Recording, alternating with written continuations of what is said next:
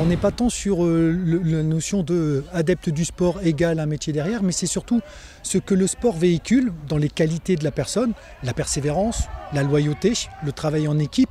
Ce sont autant de qualités que l'on retrouve dans le domaine professionnel.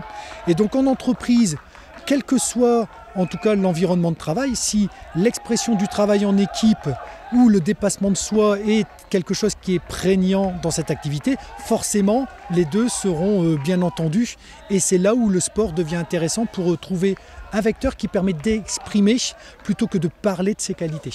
On est bien dans une méthode de recrutement, c'est-à-dire varier et différencier les recrutements possibles.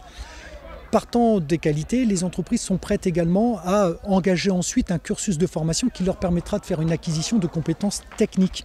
Mais avant toute chose, c'est la rencontre de personnes qu'elles souhaitent parce qu'elles veulent des personnes qui correspondent ou qui ont envie de correspondre à leur entreprise et qui soient en capacité de pouvoir les représenter et par la même occasion ensuite les former pour pouvoir collaborer. Faire un relais, c'est aussi voir de quelle manière la personne se comporte en équipe, comment aussi travailler le soutien à une personne. Et donc là, les ateliers qui nous sont proposés sont également repris.